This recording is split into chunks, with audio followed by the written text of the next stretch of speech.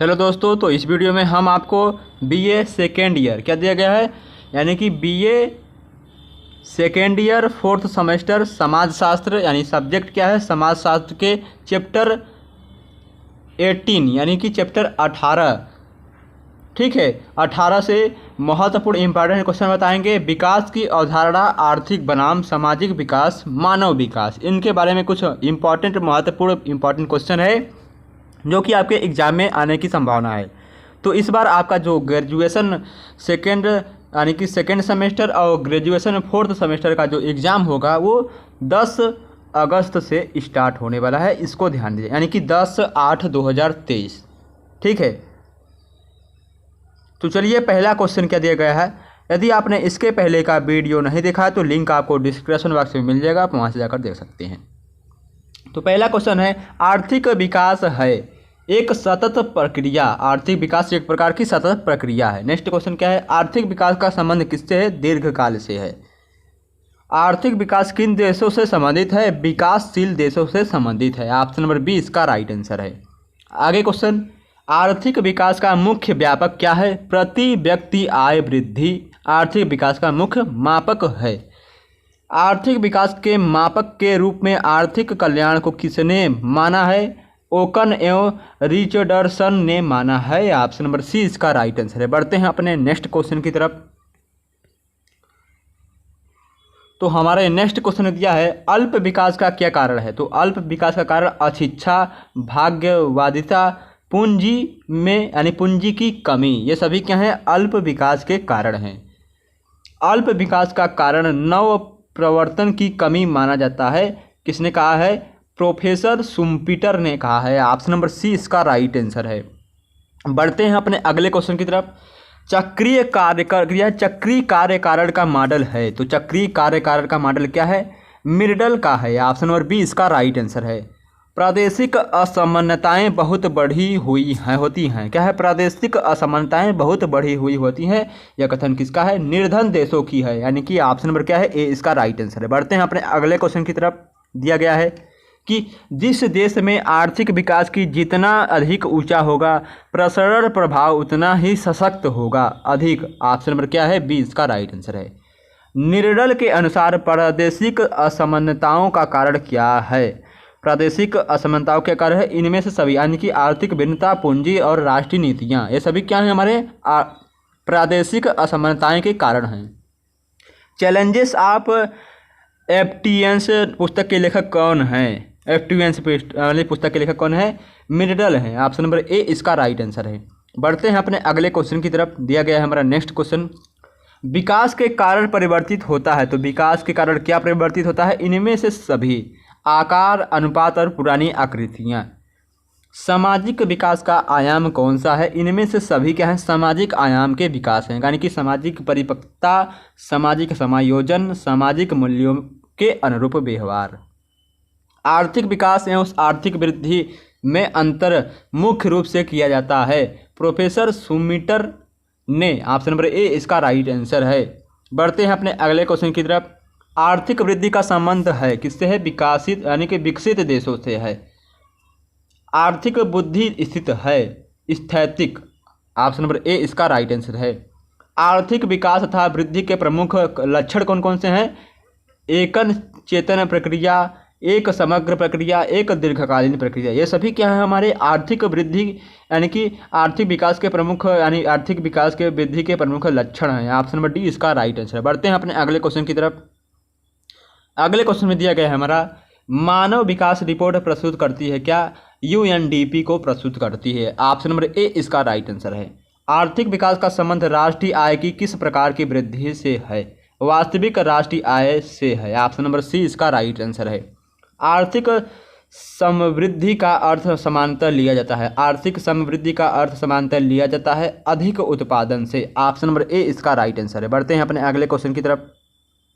तो हमारे next question में दिया गया है, विकास एक निश्चित दिशा में होने वाला परिवर्तन है। यह कथन यानी कि यह किसका कथन है, आगबर्न यानी कि आगबर्न एवं निम्न काम का है। ऑप्शन नंबर बी इसका राइट आंसर है। किसने कहा है कि सामाजिक विकास एक प्रक्रिया है जिसके कारण एक सरल समाज एक उच्च और विकसित समाज में रूपांतरित होता है। B.S. डूसा ने कहा था। किसने कहा था? B.S. डिसोजा ने कहा था। ऑप्शन नंबर सी इसका राइट आंसर है। चलिए बढ़ते हैं अपने अगले क्वेश्चन की तरफ। तो गाइस हमारा नेक्स्ट क्वेश्चन क्या होगा? हमारा नेक्स्ट क्वेश्चन समाजशास्त्र के चैप्टर 19 से रिलेटेड इंपॉर्टेंट MCQ होगा। तो विकास एवं अविकास के सिद्धांत से इंपॉर्टेंट MCQ आपके BA 4th सेमेस्टर एग्जाम में, समाजशास्त्र के एग्जाम में आएंगे। तो आपका जो पेपर होगा OMR शीट पर यानी MCQ में होगा। तो चलिए आगे बढ़ते हैं हम। तो हमारे नेक्स्ट क्वेश्चन में दिया गया है, किसने लिखा है कि विकास की निश्चित अवस्था से तात्पर्य आर्थिक पक्ष के उस चरम विकास से था जिसके फलस्वरूप उत्पादन की पद्धति, उत्पादन की शक्तियों और अनंत सामाजिक संबंधों में परिवर्तन होते हैं?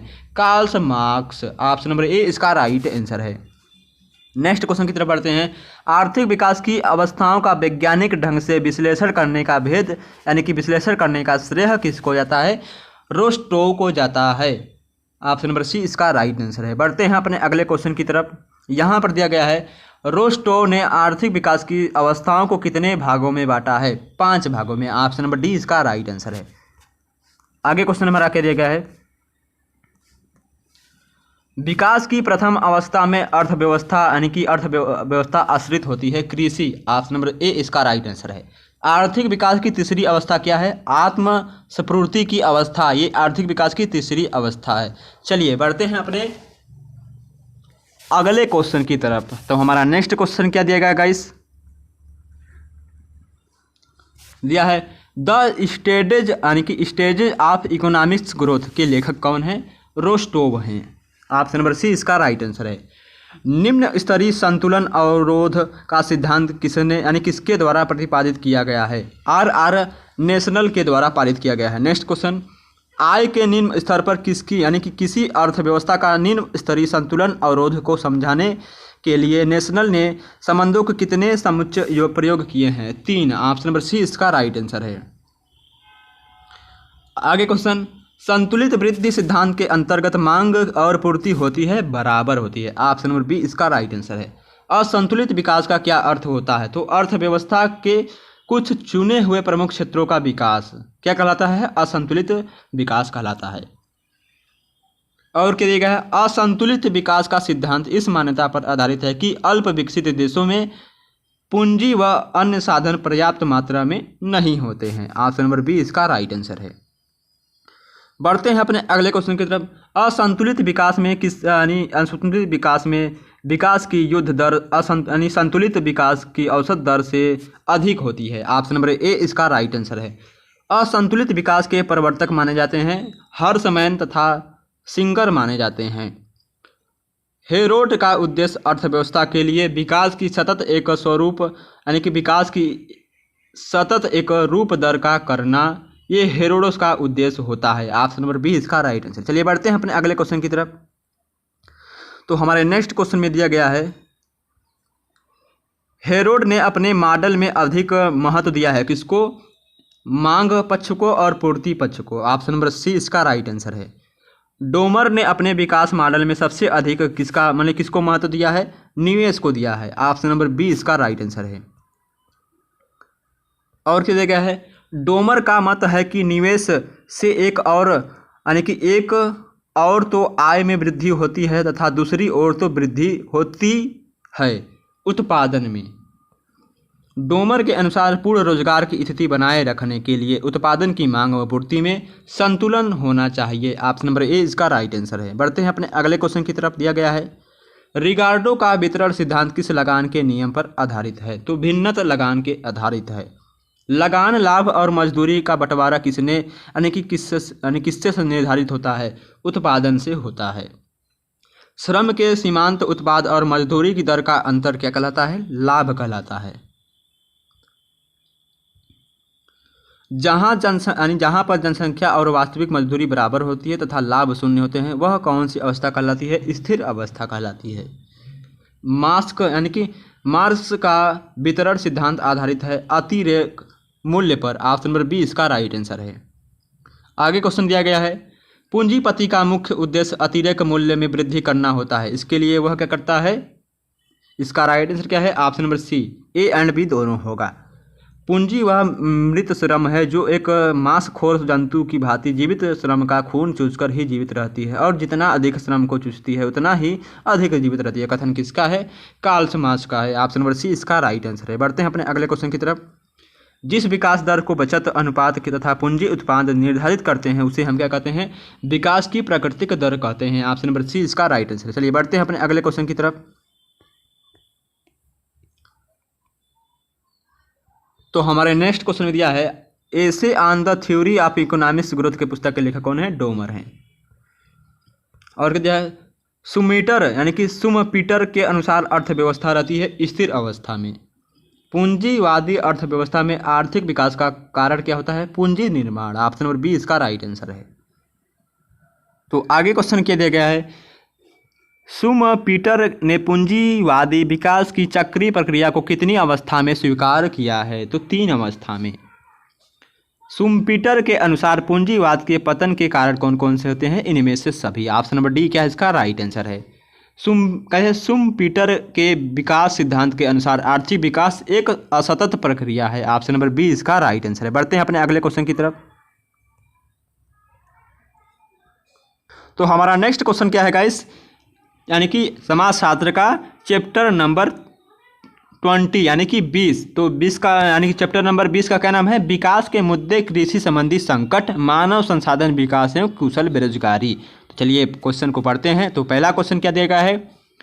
जो आज संसाधनों में निर्धन माना जाता है कुछ समय के बाद समृद्ध माना जाता है, यानी कि कुछ समय बाद वह समृद्ध माना जा सकता है। यह कथन किसका है? प्रोफेसर लुईस का है। ऑप्शन नंबर ए इसका राइट आंसर है। बढ़ते हैं अपने अगले क्वेश्चन की तरफ।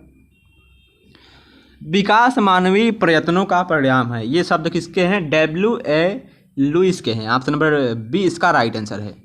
यह किसका विचार है कि कोई भी अल्प विकसित राष्ट्र खाद्यान्नों में आत्मनिर्भर प्राप्त किए बिना आर्थिक विकास की कल्पना नहीं कर सकता? किसका है? शुल्टज का है। ऑप्शन नंबर ए इसका राइट आंसर है। बढ़ते हैं अपने अगले क्वेश्चन की तरफ। यहाँ पर दिया गया है किसके अनुसार सफल भूमि सुधार के कार्यक्रमों में यानी कि कार्यक्रमों ने अनेक देशों में मिट्टी को सोने में बदल दिया है? सैम्युएल्सन के अनुसार। कुजनेटस के अनुसार कृषि क्षेत्र कितने प्रकार के एक देश के आर्थिक विकास के योगदान दे सकता है? 4। ऑप्शन नंबर बी इसका राइट आंसर है। आर्थिक विकास में कृषि का महत्व किन बातों से परिलक्षित होना यानी कि परिलक्षित होता है? उपयुक्त में से सभी। ऑप्शन नंबर डी इसका राइट आंसर है। किसका मानना है कि कृषि की उत्पादकता में वृद्धि किए बिना औद्योगिकरण संभव नहीं है और औद्योगिकरण के अभाव में कृषि विकास एक मिथ्या सत्य है? यूजिन स्टेले के। ठीक है। जब खेती फलती फूलती है तब सभी धंधे विकसित होते हैं, किंतु जब भूमि बंजर छोड़ दिया जाता है तब अन्य सभी धंधे नष्ट हो जाते हैं। कथन किसका है? सुकरात का है। ऑप्शन नंबर ए इसका राइट आंसर है। आगे क्वेश्चन क्या दिया गया है?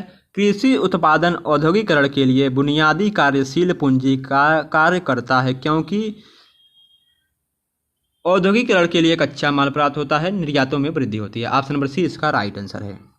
औद्योगिक प्रगति के बिना कृषि विकास नहीं की जा सकती है। परस्पर इन दोनों को अलग अलग नहीं किया जा सकता है, वे पारस्परिक घनिष्ठ रूप से संबंधित होते हैं।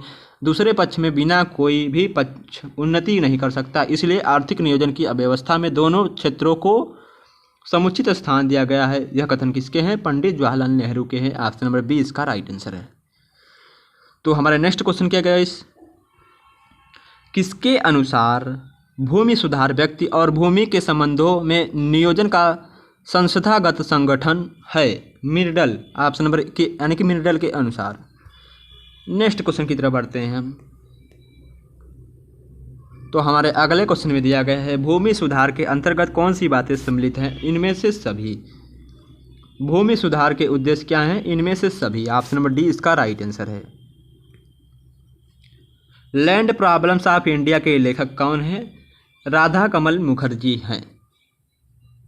खाद्य एवं कृषि संगठन की स्थापना हुई थी वर्ष 1945 में। किसने कहा है कि वैज्ञानिक कृषि अथवा सहकारिता को हम कितना ही अपना लें, पूर्ण सफलता हमें तब तक नहीं मिलेगी जब तक हम भूमि व्यवस्था में वांछित सुधार नहीं कर देते हैं। राधा कमल मुखर्जी, ऑप्शन नंबर डी इसका राइट आंसर है। अर्ध विकसित देशों की दोषपूर्ण भू व्यवस्था की विशेषता है, इनमें से सभी, ऑप्शन नंबर डी इसका राइट आंसर है। कृषि उत्पादकता का अर्थ है भूमि का प्रति इकाई उत्पादन, ऑप्शन नंबर ए इसका राइट आंसर है। उत्पादकता मापने के लिए भूमि के किस पक्ष का यानी कि भूमि के किस क्षेत्र का उपयोग किया जाता है? निबल क्षेत्र का, ऑप्शन नंबर ए इसका राइट आंसर है। हरित क्रांति की शुरुआत कब हुई थी? वर्ष 1966 और 1967 में हरित क्रांति की शुरुआत हुई थी। नई तकनीक के प्रमुख तत्व कौन कौन से हैं? इनमें से सभी। पोषणी कृषि की अवधारणा के तत्व कौन कौन से हैं? इनमें से सभी, ऑप्शन नंबर डी इसका राइट आंसर है। WTO में कृषि पर समझौता कब हुआ था? WTO में कृषि पर समझौता 1955 में हुआ था। चलिए बढ़ते हैं अपने अगले क्वेश्चन की तरफ। कृषि पर समझौता के प्रावधान व्यापार एवं कृषि नीतियों के किस क्षेत्र से संबंधित है? इनमें से सभी। बाजार पहुंच, घरेलू समर्थन में कमी, निर्यात सहायता में कमी। भारत में पौधों की किस्मों के लिए संरक्षण कानून कब पारित किया गया था? अगस्त 2001 में। तकनीक चुनाव के प्रमुख निर्धारक हैं, उपयुक्त में से सभी। श्रम यानी कि श्रम प्रधान तकनीक के पक्ष में तर्क दिए जाते हैं, इनमें से सभी, ऑप्शन नंबर डी इसका राइट आंसर है। पूंजी प्रधान तकनीक के पक्ष में कौन सा शर्त यानी कौन सा तर्क नहीं है? शहरी ग्रामीण संतुलन, ऑप्शन नंबर डी इसका राइट आंसर है। भारत में कृषि को सर्वोच्च प्राथमिकता किस योजना में दी गई है? प्रथम योजना, ऑप्शन नंबर ए इसका राइट आंसर है। प्रथम राष्ट्रीय कृषि नीति की घोषणा की गई थी। प्रथम राष्ट्रीय कृषि नीति की घोषणा कब की गई थी? वर्ष 2000 में की गई थी। आगे क्वेश्चन क्या दिया गया है? भारतवर्ष में योजना आयोग के निर्धनता का अर्थ किससे लगाया गया है? पौष्टिक आहार से। जब किसी देश में पूंजी की कमी के कारण बेरोजगारी उत्पन्न होती है तो उस बेरोजगारी को क्या कहते हैं? संरचनात्मक बेरोजगारी कहते हैं, ऑप्शन नंबर बी इसका राइट आंसर है। जब किसी व्यक्ति को उसकी योग्यता के आधार पर कार्य नहीं मिलता है तो उस बेरोजगारी को क्या कहते हैं? अल्प बेरोजगारी कहते हैं। समन्वित ग्रामीण विकास कार्यक्रम की शुरुआत कब हुई थी? 1978 से 1979। सामुदायिक विकास कार्यक्रम की स्थापना कब हुई थी? वर्ष 2 अक्टूबर 1952 को सामुदायिक विकास कार्यक्रम की स्थापना हुई थी। तो गाइस हमारा नेक्स्ट क्वेश्चन क्या है? जवाहर ग्राम समृद्धि योजना में कौन सी योजनाएं सम्मिलित हैं? राष्ट्रीय ग्रामीण योजना कार्यक्रम, ग्रामीण भूमिहीन रोजगार गारंटी कार्यक्रम, ए और बी दोनों। मानव विकास की नवीनतम यानी कि आधुनिक अवधारणा किस तथ्य से प्रकट होती है? उपयुक्त में से सभी। मानव जीवन की गुणवत्ता, मानव जीवन के कल्याणकारी अधिकार, मानव विकास का कल्याणकारी रूप। चलिए बढ़ते हैं अपने अगले क्वेश्चन की तरफ। दिया गया है भारत में बेरोजगारी बढ़ाने वाले कारक हैं, इनमें से सभी। बेरोजगारी समाप्त करने के संभावित समाधान क्या हैं? जनसंख्या नियंत्रण, शिक्षा व्यवस्था, रोजगार के अवसर, ऑप्शन नंबर डी इसका राइट आंसर है। निम्नलिखित में कौन सा कथन गलत है? तो दीर्घकालीन आर्थिक विकास में केवल उद्योग का ही महत्व है, ये कथन क्या है हमारा? गलत है। चलिए बढ़ते हैं अपने नेक्स्ट क्वेश्चन की तरफ। आई होप आपको ये वीडियो पसंद आया। यदि वीडियो पसंद आया तो वीडियो को लाइक और चैनल को सब्सक्राइब करना ना भूलें और अपने दोस्तों के साथ शेयर ज़रूर करें। यदि हमारे चैनल पर नए हैं तो चैनल को सब्सक्राइब ज़रूर करें, ठीक है। और यदि आपने इसके पहले का वीडियो नहीं देखा है तो गाइस आपको लिंक यानी सारे वीडियो का लिंक आपको डिस्क्रिप्शन बॉक्स में मिल जाएगा, आप वहाँ से जाकर देख सकते हैं, ठीक है। धन्यवाद। चलिए, जय हिंद, जय भारत।